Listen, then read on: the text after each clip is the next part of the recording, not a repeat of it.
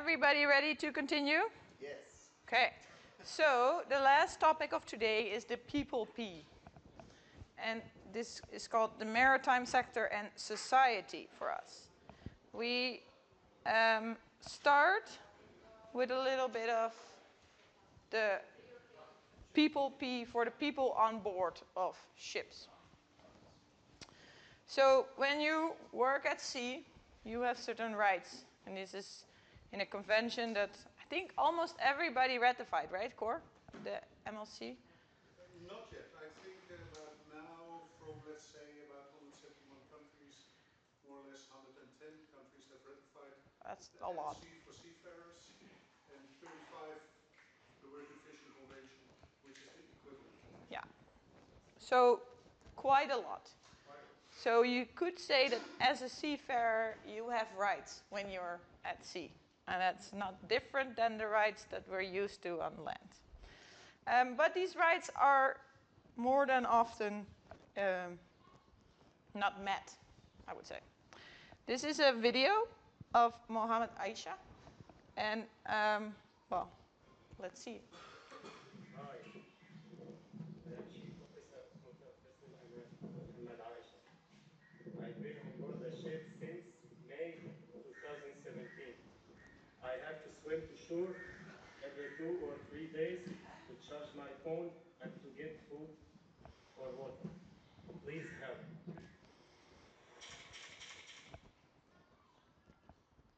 The general cargo ship MV Aman was detained at the Suez anchorage in Egypt back in July 2017. At the time, the chief officer, Mohammed Aisha, who hails from Syria, had been on board for only 2 months. Now, almost 4 years later, he is still on board a ship, completely alone, and trapped in a situation which is worse than prison. Like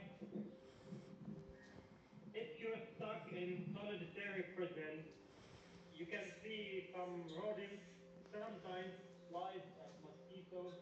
And the night is like a grave. You can't see anything, you can't hear anything.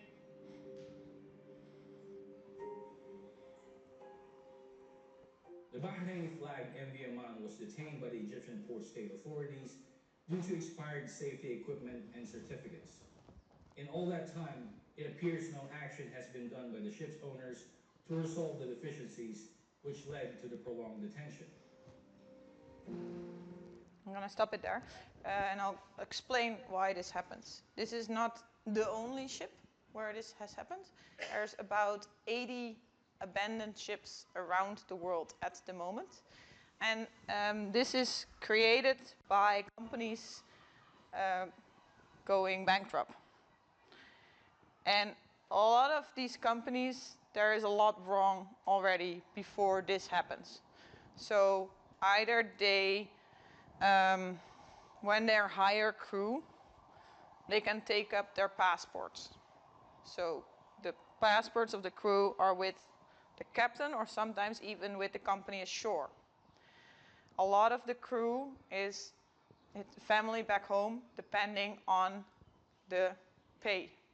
And sometimes pay has not been given for a couple of months already. What is also often in the fine print of this was the chief officer, so he's the captain on board. He's the most important person on board. In the fine print of the contract with these chief officers, there is sometimes a small line that says, in case of bankruptcy, you're the owner of the ship. We transfer the ship to you. They can't do this, but it happens. So meaning this guy is responsible for this ship. If he goes to shore and tries something there or tries to flee or he's illegal, they don't have their passport, so they're illegal immigrants. He also is responsibility.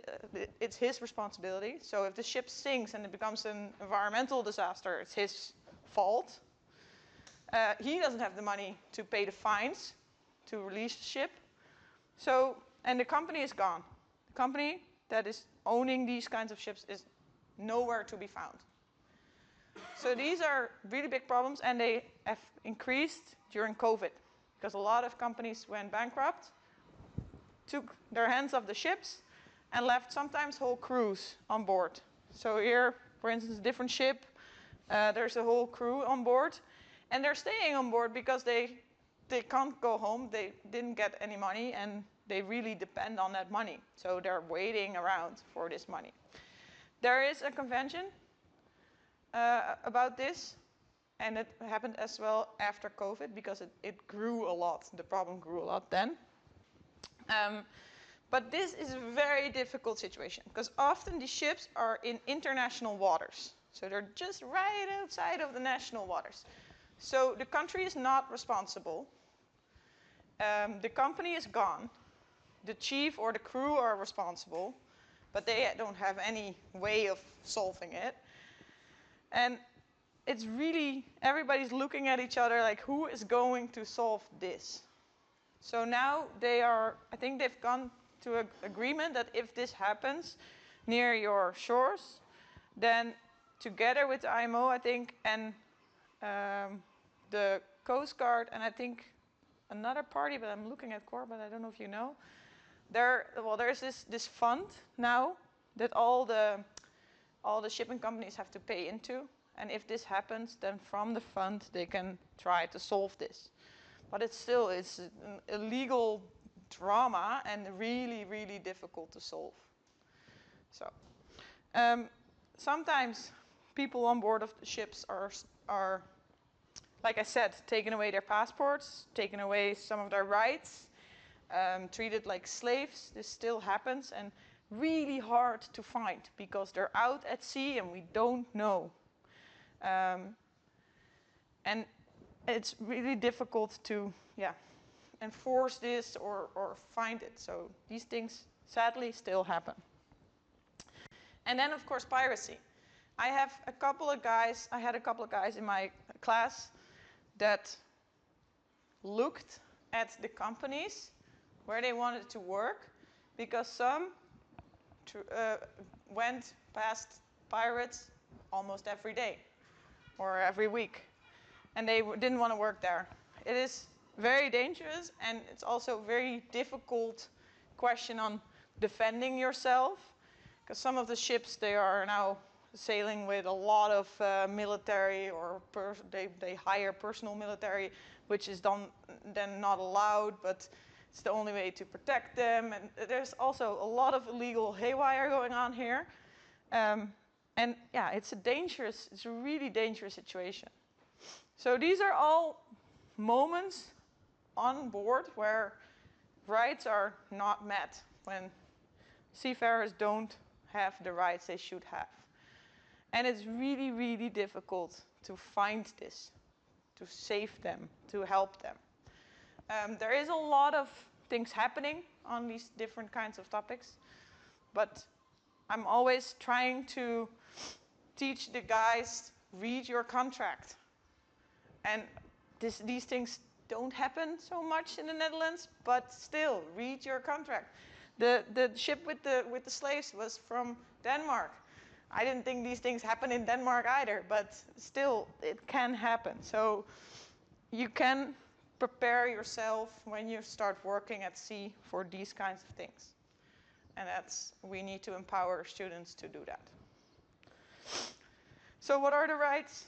Well, minimum age, minimum hours of rest, medical care, medical certificates, accident prevention, you have to have a contract, social security, repatriation, anyone know what that is? Yeah, also something that was very difficult during COVID, because people were on ships for very long because they couldn't go home due to COVID. But it also happens in different situations that this is difficult to get someone home. Accommodation. The cost of the ship owner, that's very important. Sometimes they could go back, but the ship owner has to organize it to pay for it. Yeah. Wages and payment, food and water, and safety and health.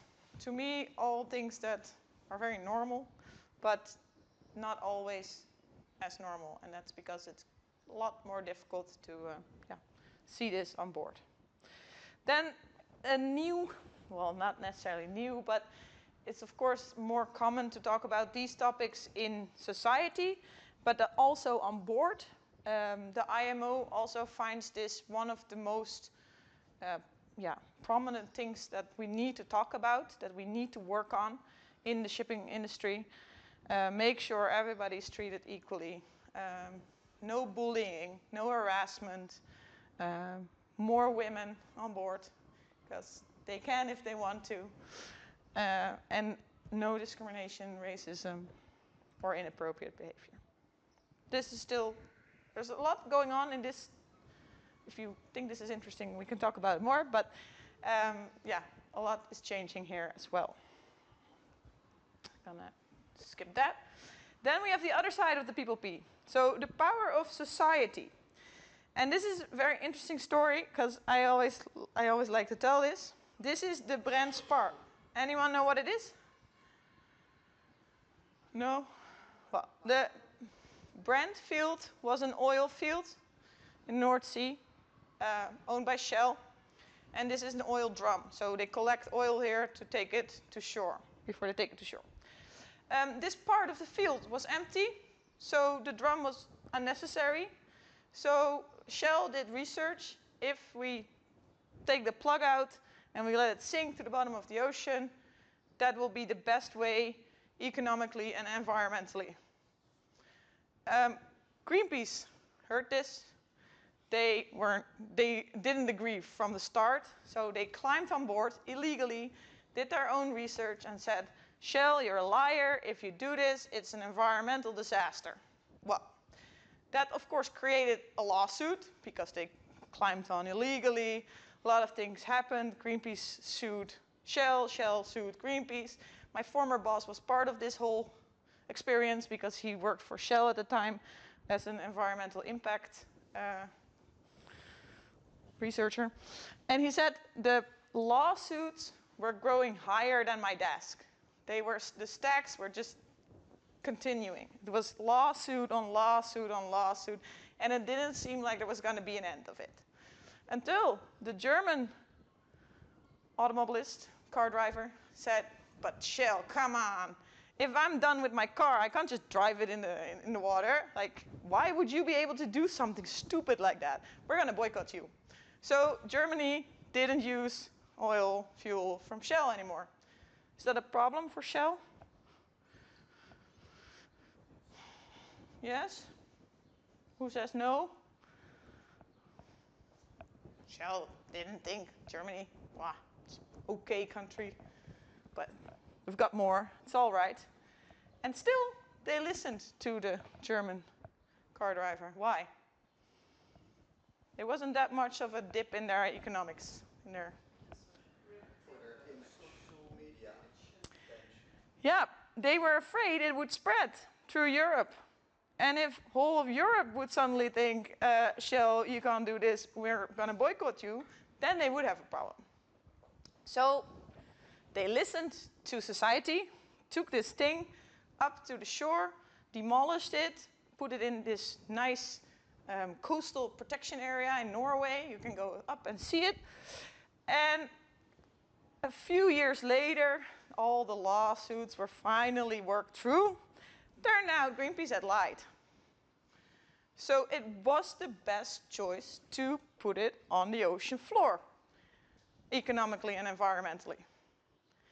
So for Shell, this was terrible, of course. A lot of economic loss.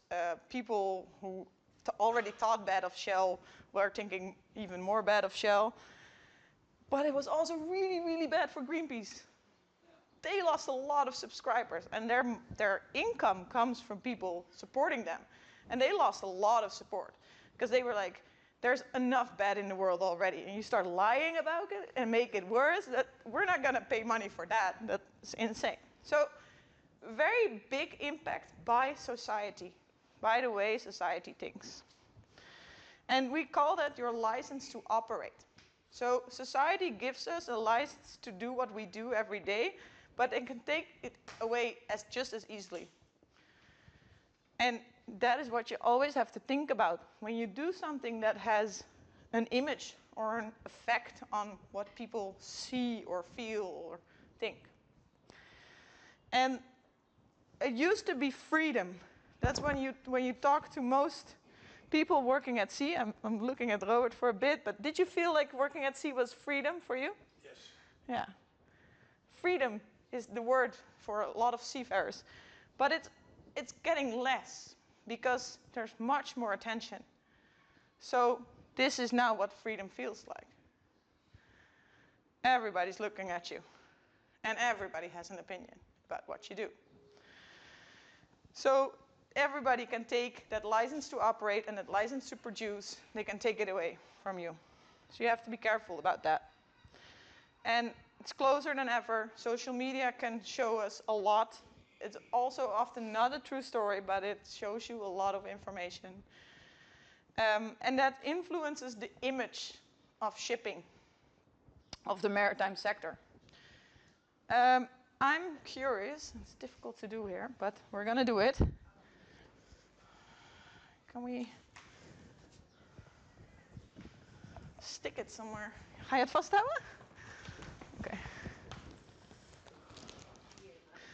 My assistant. Nice. I have an assistant. Okay. So.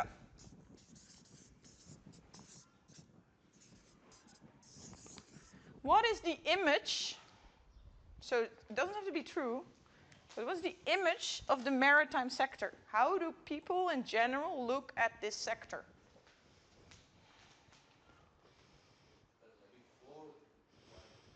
No, just maybe too difficult. I'm going to do it differently. How do you look at a biologist? So you would have heard this morning, a biologist is coming to tell me a story. What would you have thought? What it goes through your head if you think biologist? And you can be mean. And you can be nice as well, but you can be mean as well. So Someone passionate about it. So passion. Okay. That's a really nice one. Yeah, it's hard to get the mean ones in this group. I know. Overprotective. We're getting there.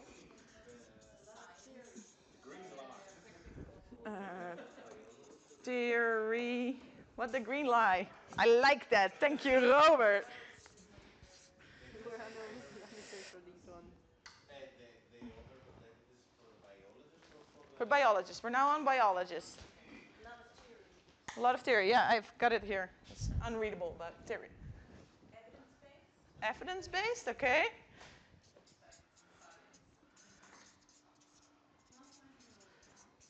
And now I'm going to make you close your eyes and think of a cartoon of a biologist. What do they look like? Cartoon? You have to draw a biologist. What do you see? Okay. What do you see? Binoculars. Yes. Green trousers. Green. Very green. Green. Everything green. What? A lab coat. Yes. More.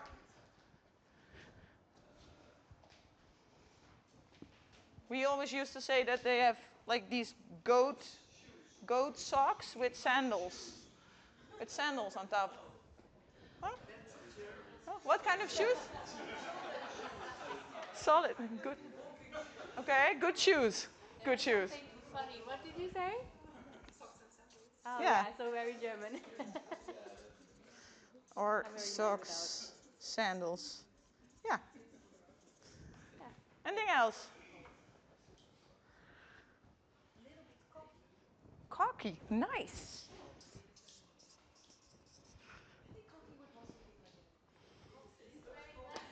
Argant. And some big glasses. Big glasses.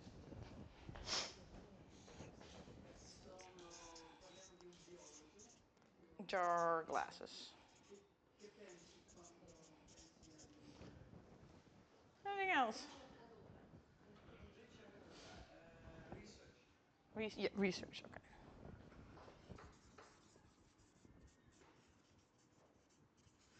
Okay, and if we look at this, and you look at, well, me, I'm a biologist. Is this what I am? Did I come in with binoculars and a lab coat with a lot of passion for the environment, evidence-based theory, got you all sleeping? I'm a man with a green lie, but the lie is based on a lot of research, so that's interesting. I'm very overprotective, but I do have good shoes. That's nice, right? So is this true? Some of them, yes. Some of them? Passion. I have passion, okay. You are overprotective for the environment. Okay. I like it. More? What can I stripe away? What can I take away? You're not a man. I'm not a man. Binoculars? Yeah. Not cocky. I'm not cocky, okay. You don't have a lab coat. I don't have a lab coat. No. Now, I don't know. It's somewhere on the bottom of my closet, but yeah, but he says no, you say What was the classes? Did I tell a green lie, Robert? We don't know.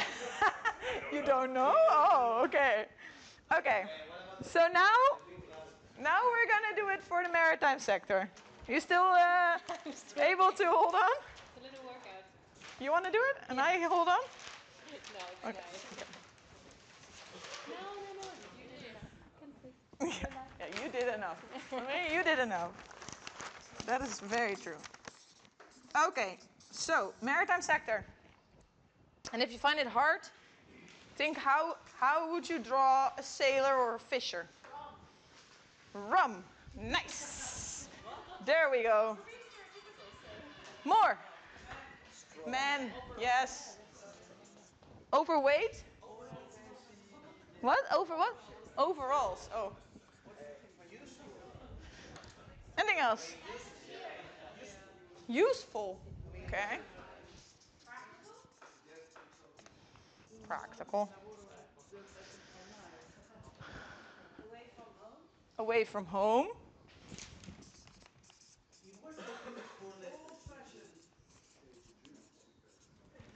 If we're talking for the owners of the ship and not the actual workers, The whole sector.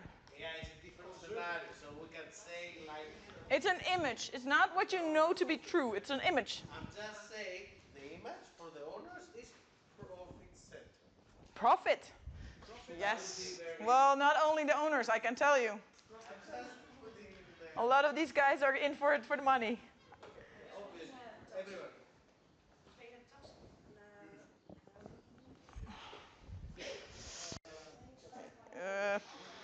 A suit? A uniform suit? Oh, a trainingspak. Yeah, but you know more. Trainers, right?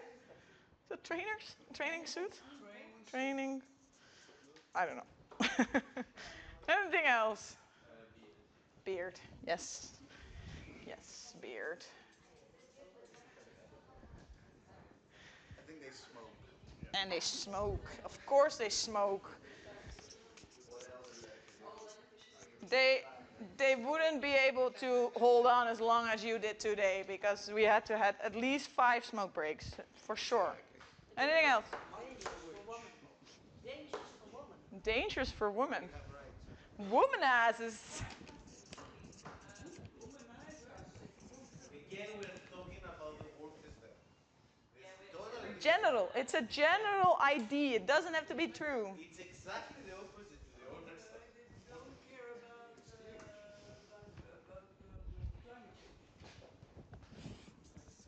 Don't care. Climate. More, or is this it?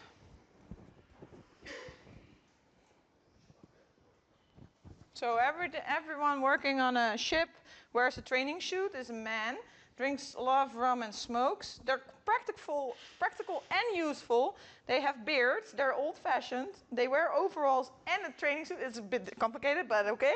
They are womanizers that are far away from home, and they don't care about the climate, they only care about profits. Ah. Nice, right? Sounds a bit racist. Nice. Sounds a bit racist, yes. So if we go from image to identity, to who they are, what remains on this page? Who they are. Yeah. As a person. Yeah, or as a worker. What is true? Useful, yes. So what is not true? What can I take out? Every person is different, yeah, so you can't say it about everyone. But as a sector, they're useful. We can say that. I think they're also very practical as a sector. Does the whole sector drink? No. Is it allowed to drink on all the ships? No. So sometimes someone comes off of a ship and goes straight to the bar because, well, maybe they've been on the ship for a long time and they just really want a beer. I can't disagree with that. So alcohol, take off. The beard, do they all have a beard? No. Most of them are actually clean shaven that I know. They're not all men, no. It's still very male dominated, but it's not all men. So we'll say male dominated, but not everyone's a man. Do they all wear a training suit? No, there's actually a lot of the guys that have to work in full uniform always. So, gone. They're not womanizers. Not all of them.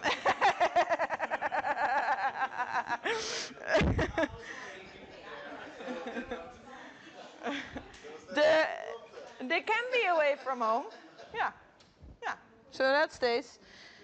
Sometimes when they're in a machine room, they have to wear overalls because otherwise you get really dirty. So also makes sense.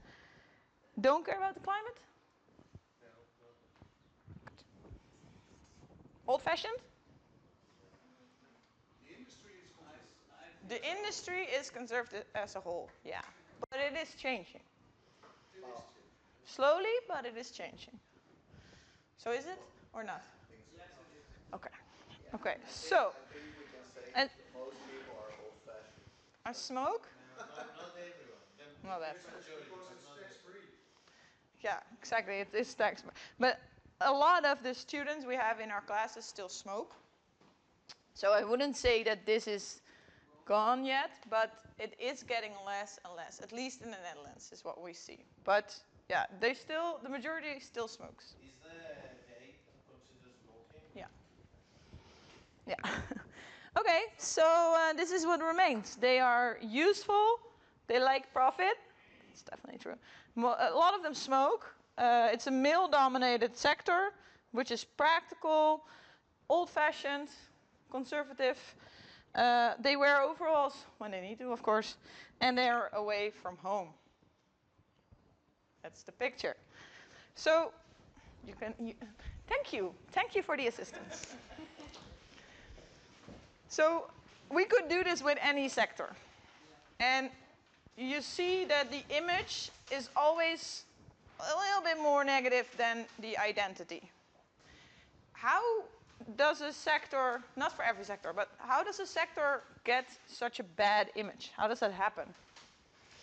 Why do we, if we have to draw a cartoon of a sailor, why do we think of smoke and, sorry? Media bias, yes, yes, definitely. So this is what you, if you ask Google, and if you look aboard of a ship, first of all, most fishers that go out with fishing vessels don't have rods. So they have nets, but it's very hard to find that in Google. Google doesn't understand that. If you say fisher, you get someone with a rod. So that's already a misconception. Sailors, these are in full suit. It's a bit of an old-fashioned suit.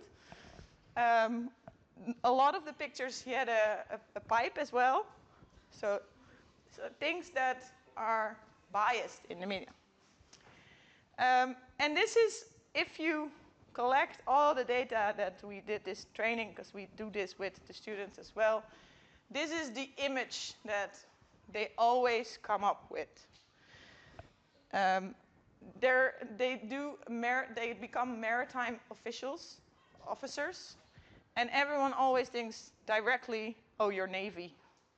In the Netherlands, all these guys, when they go out and they say what they do, they're like, oh, you're in the Navy. No, I'm working on a boat, on a vessel.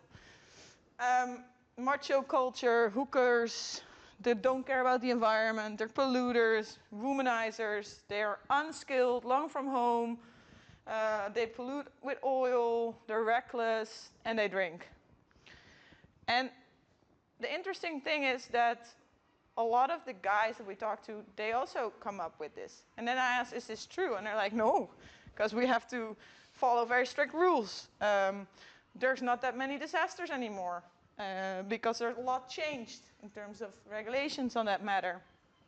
We are definitely not Navy. But people don't know us. They don't know what we do. We're out at sea and nobody knows what we're doing. So they have this ID made up by the media of us. And the IMO really dislikes this, because this sets the sector back in a lot of ways.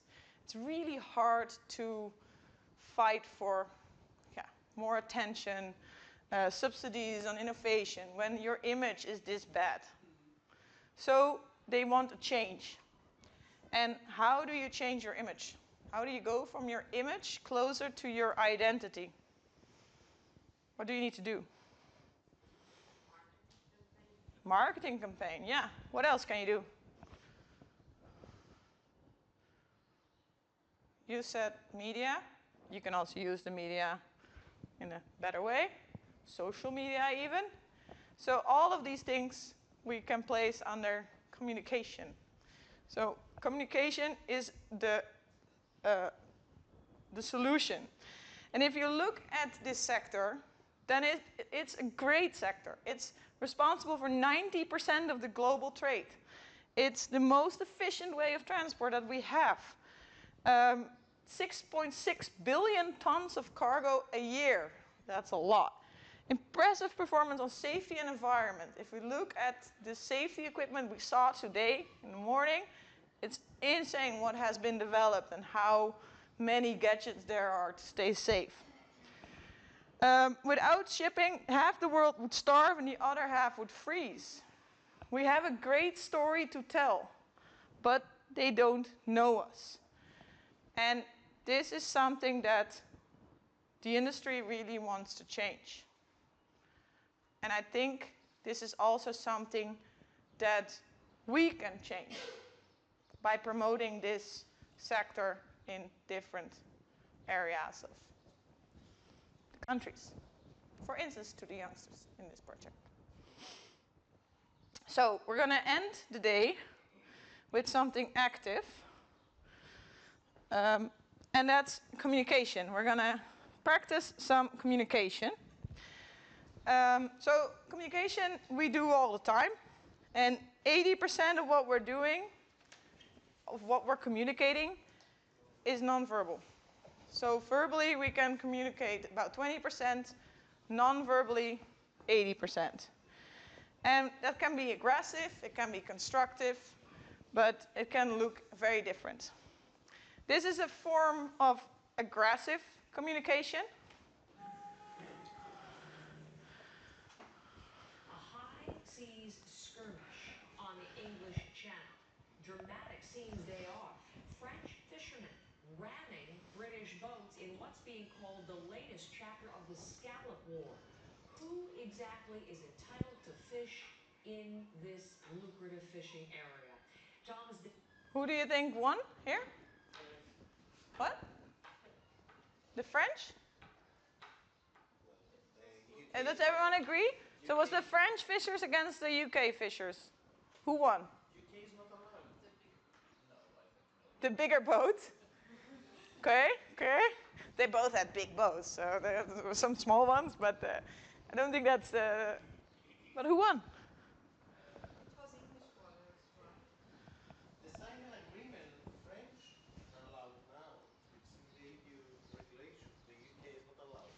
but that's different. That was not this skirmish. Nobody won. Nobody won. They both had broken boats, scared people. They had a lot of bad image, a lot of anger going on. There was no constructive communication, and they didn't win anything because this is not what we listen to normally. This story is about a Dutch form of fishing, pulse fishing. It's with electricity. It's now forbidden. I will tell a little bit more about it tomorrow. But when it was still allowed, the Dutch wanted to fish in the English waters. And they couldn't. There was difficult. And the English wanted something from the Dutch as well. So they got around the table, they start talking. They both had to do concessions. They both had to give in something. But they came out of this conversation with both feeling like they won, like they got something out of it. That is constructive communication. And then both parties have to give something, but also win something. Then there's digital communication. It's a very dangerous way of communicating because you are missing that 80% of nonverbal communication, and that does a lot to your message. But it can also be a good way of promoting the sector. So it can be used for good, but often used for, well, creating dangerous situation.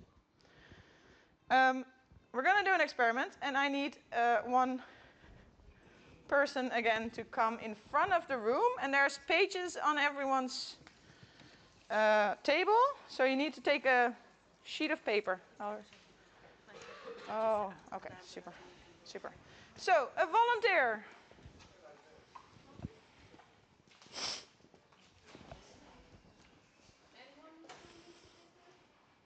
Yeah? Volunteer? Can you come to the front? Here. Yeah. There's no volunteers, then I'm going to pick. That's how it works. Okay, it's very easy. I'm going to give you this, and you can use only your voice, your words, to explain what you see, and they have to draw it. So you can't use your hands or move your body, but you have to explain it with your voice. Yes? Is this something you feel comfortable doing? Yes. Okay. Everyone has a pen and a paper. Don't have a pen. Pen and a paper. We have it. There's a pen on the... Yeah, the orange. Okay. Okay. Yes. And keep it a bit like this, otherwise they can't see. You don't have to close it, but... Yes? Okay, take it away. So be quiet because you have to listen. Okay, so in the top right of the page, draw a circle, a blue circle. In the top right of the paper, draw a blue circle. In the top right of the paper, draw a blue circle. You can color it by blue. Okay. In the left bottom of the paper, draw a square which is bigger than the circle. It's empty, no color. Okay. Now try to draw another square that fits both the square and the circle. Where? Outside the circle and the square. No hand movement. No hand movement.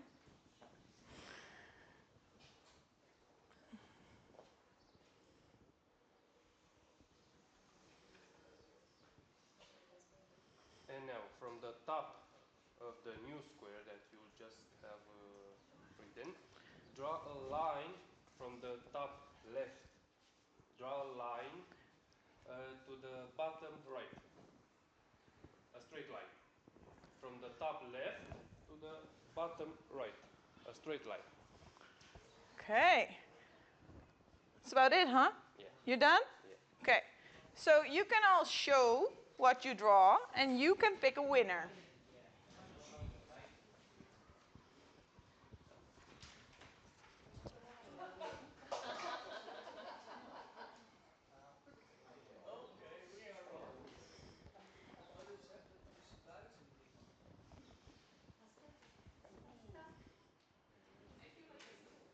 There are some good ones.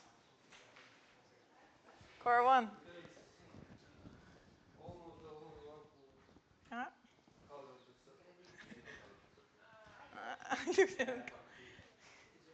Okay, so that means Cor can do the next one. Thank you so much.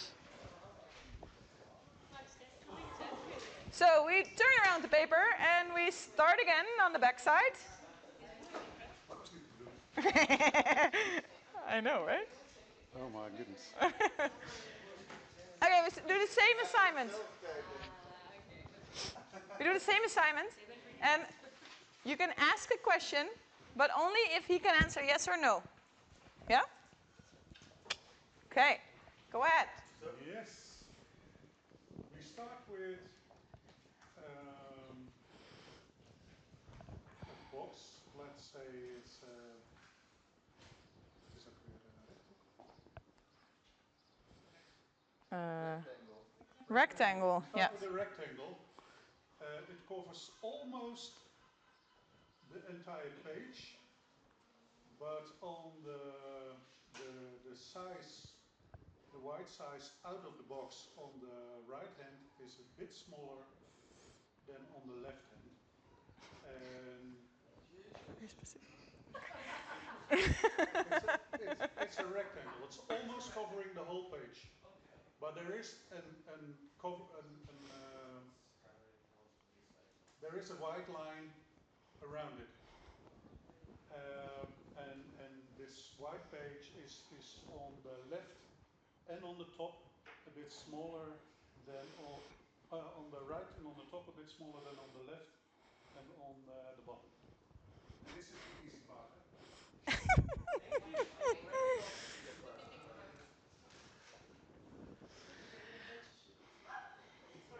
Can you repeat the last sentence? This is the easy part. Let's say if you look at a painting, it has a frame. Yes.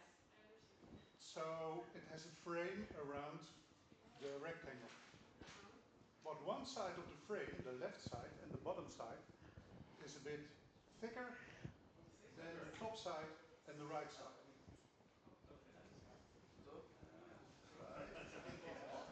Good explanation, Cor. Good save.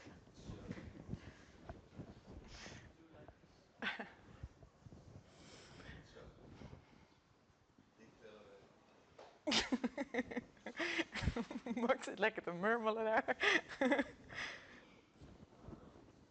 Okay. Yes. Yes, next part. We're going to draw a small lake. But the lake has a shape. It is a bit like it's blue. It's good, it's good. I love it. It's on the right side of your paper. It is, oh. Is it inside the rectangle? Inside. It is about 1 centimeter from the right line of your rectangle. Inside the rectangle. In the middle. In the middle. You go, let's say,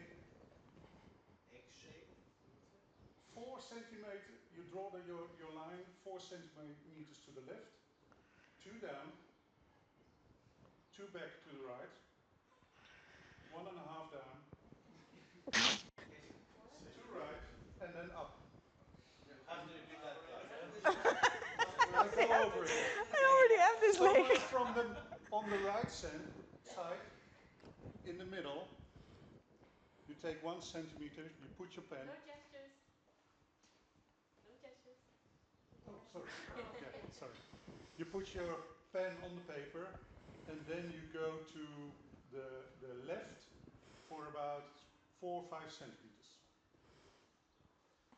Then you go down 2 centimeters.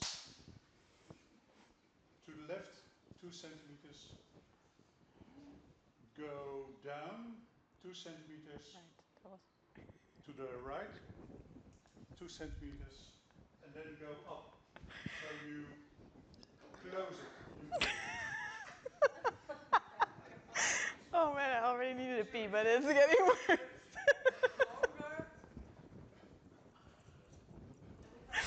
Oh, man. Yes. I love it. I love it. It's my favorite part of the training. Next is we're going to draw a line that looks a bit like a wave. If you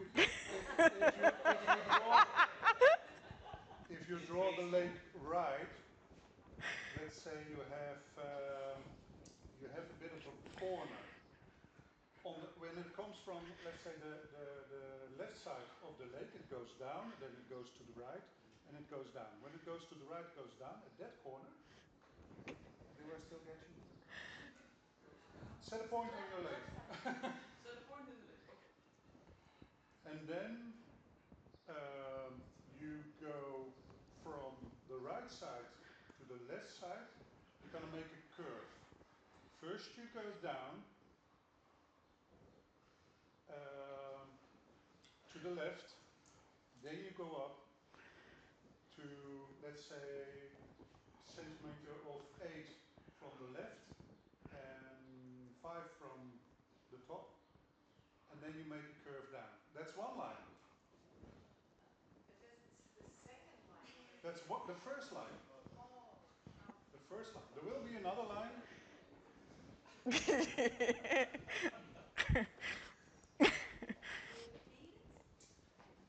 You're doing really well, Cor. If you have it, I buy you a beer tonight, for sure. And otherwise, you buy me a beer, of course. Oh, yeah, of course.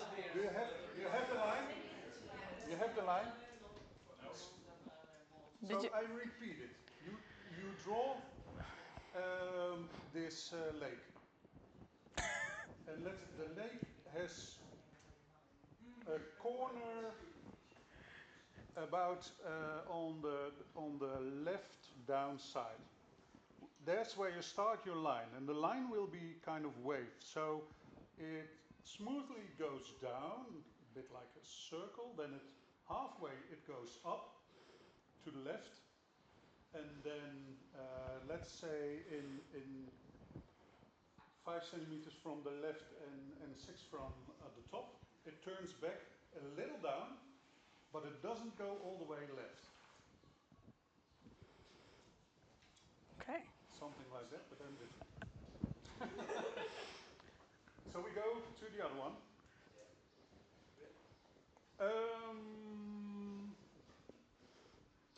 First go to the right side of your what's that weird? Lake. It's a rectangle. Rectangle. And on that line, go about 5 centimeters above from the bottom. Don't start drawing. I give you the position where you have to start. From that point, you go 8 centimeters to, is it 8? Yeah, about 8 centimeters to the left. And there we start our line.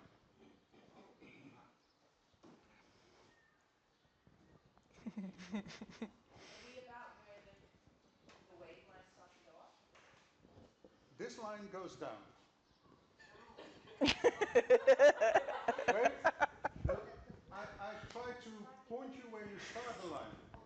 So there is nothing yet on the paper, but you can put your pen there. Then you go down for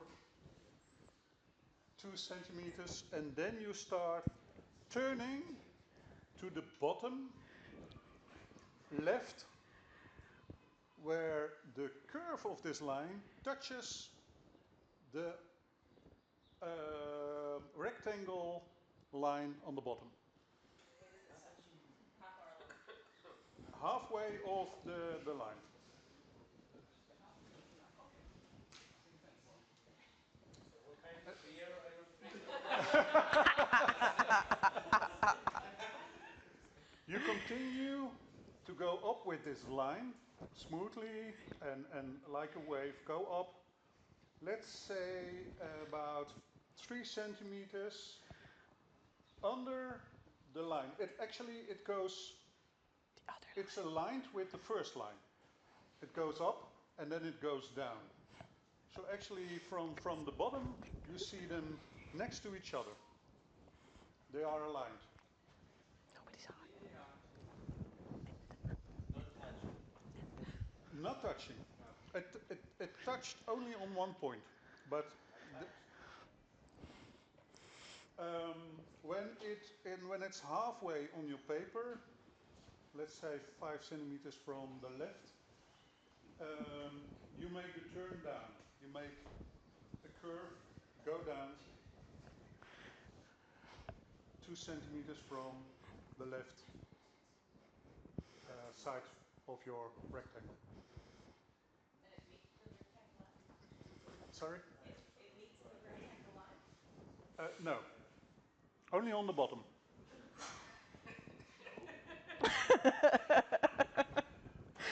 Yeah? Now you turn your paper. Are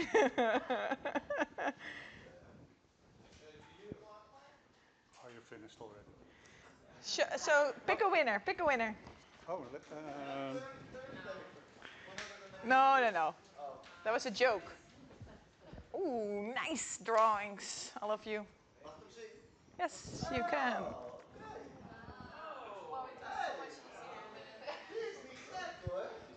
Die is niet gek. Ze spreken natuurlijk wel een beetje dezelfde taal, hè? So, Ja, het is moeilijk. a winner. Het is heel goed en Claire zijn heel goed. Robert and Claire, shared winners. Shared winner. Robert and Claire, shared winners. Did I have to buy you a beer? I don't know. I have many beers. Good job. I buy two and I get. Okay, thank you. So, what made the second one more difficult than the first one? Because I think we can agree on that one. Longer. It took way longer. Okay. It was a more complex exam. Yeah, why was it more complex? Because it was there was no shape on the lake. It was a circle, a square, or another round. We had to explain. Yeah. So we speak different languages in this room, and yet we have the same language for these figures. We know, and someone says a circle, what to draw, what a square is, what a rectangle is, if we can remember the word. I was also thinking, it took me a while. A diagonal line, all these things we know. So it's easy. This, very difficult. I've heard lake before, but I've also heard a duck on its side. I also heard the continent of Africa. Don't know. What else? And a peanut. I also heard a peanut. Yeah, with like the shell around, like with the 2 peanuts in. A lot of the technical guys start talking about sinus functions. So they start using these mathematical terms that not everybody remembers from high school. But it's much more complicated because we don't have a common language for this one. Okay, final assignment of today. You still have a piece of paper where you have room enough to answer 6 questions. Yes. 6 questions. And you can answer only with yes, no, or I don't know. First, put your pens down and your paper down for a bit. Yeah? Because first, you're going to listen. I'm going to tell you a story. You ready? Okay. The man's alarm goes off at 8 a.m. At 8:15, he walks to the kitchen to make tea.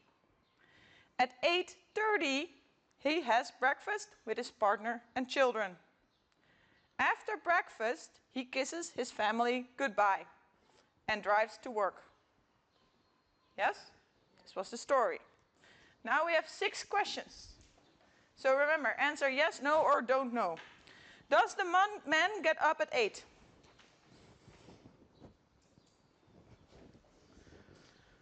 Does he go downstairs at 8:15 to make tea?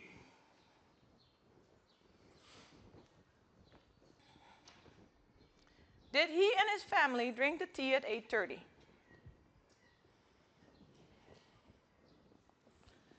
Does he have 2 children?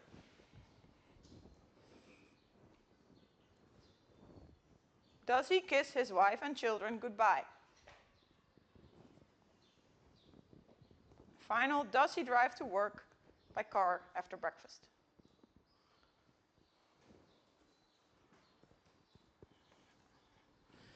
Yes? Okay, everybody answered the question. So, question 1, who had yes? Hands in the air. Okay. Good. Who had no?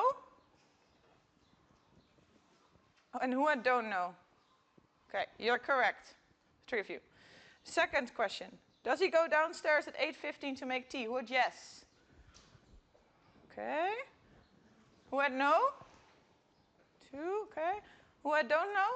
1. Raphael, nice job. You're correct. 3. Did he and his family drink the tea at 8:30? Who had yes? Only 3, 4, 5.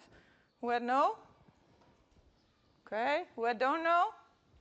Good job. Does he have 2 children? Who had yes?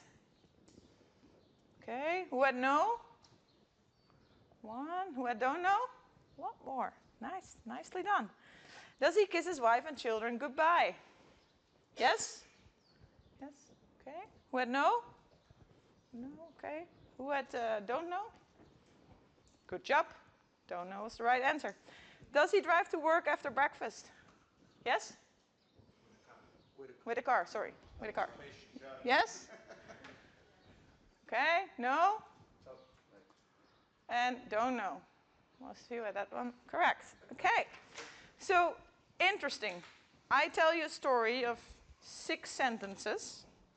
And every question has been answered with all of the answers that we had, that you could give. So, it was really difficult. It was a really difficult story. 6 lines was a very difficult story. Why are all the answers don't know? So we go to the first question, yeah? Does the man get up at 8? The alarm goes off. Who of you snoozes? Like, yep. So you wouldn't get up at 8. You would snooze and probably get up at 8:05 or 8:10. Okay, next one. Does he go downstairs at 8:15 to make tea? You say no? You don't know. And why don't you know? Exactly. Maybe he lives on an apartment, 1 level. You don't know. Did he and his family drink the tea at 8:30? No, they had breakfast, so you don't know if he maybe drank first tea and then started his breakfast. Don't know. Does he have 2 children? Actually, a lot of you had this one correct, which was interesting. He kisses his children goodbye. Yeah, it doesn't say how many children. Who of you have 2 children? Okay. You're probably more inclined to say yes. I don't know if you said yes, but you were probably more inclined. Does he kiss his wife and children goodbye? His partner. Yes. Doesn't have to be a wife. If you use the word partner, the majority is not the wife. So, or else you would use his. We don't know. We don't know. So what was the question? Does he kiss his wife and children goodbye? The story says, after breakfast, he kisses his family goodbye. And he has breakfast with his partner and children. So you don't know anything about this partner. Does he drive to work after breakfast by car? No, he drives. He drives to work, but he can also drive on a bike. You should have had that one correct with your bike.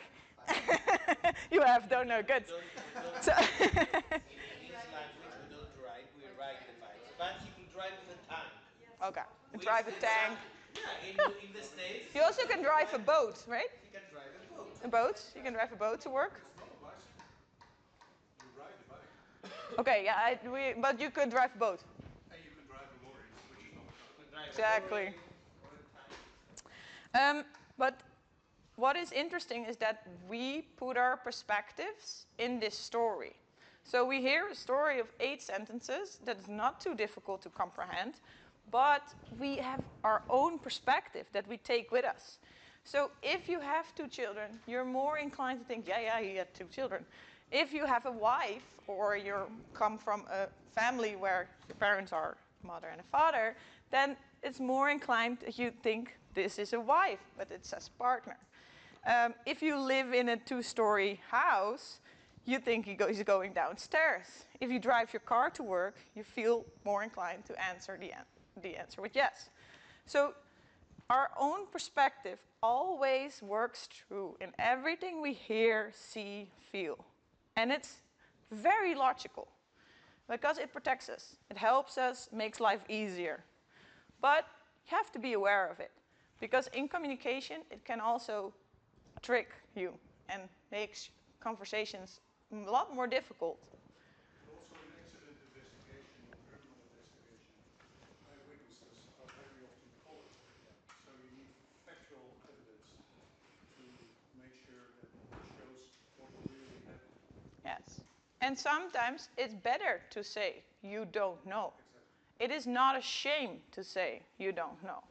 But sometimes it is safer to say that you don't know. About the tea sentence, I thought, I don't know if he went downstairs, but he made tea, so yes. Yeah. I Yeah. got that. Was that in your situation you heard that? No, I just thought that. I don't know if he downstairs, but he made tea, yes. Yes. Yeah. Because that was, for me, the most important part of the sentence. Yeah. So that's what you heard. That's the tea. It was about the tea, and then you forgot. Did he go down or not? I don't know. Yeah. So our perspective, our language, where we come from, our culture, it all works its way into the way in our communication, and you can't change it. You don't have to change it completely because you're human. Everybody, we're human. We do this. It's a way biology has showed us that we can run away from a bear because we know in general the bears are scary. It's good that we do this, but you have to be aware. You have to be aware that we do this, and if you go into a conversation, ask yourself, am I saying this because this is what I've been noticing all around me in my life, or is this actually the facts? Is this true? And this is very important within the maritime sector to take this message with you, because there is a lot of talk about what's happening, and it's not all true. So it's important to stay with the facts. To the maritime industry, it's interesting. We have mixed cultures, and let's say both, and then if you ask them, do you want to do this? They say yes, even if they don't understand what they have to ask. So be aware of these kind of cultural differences in your communication. Try to ask it. With all kinds of cultures, we see these kind of differences.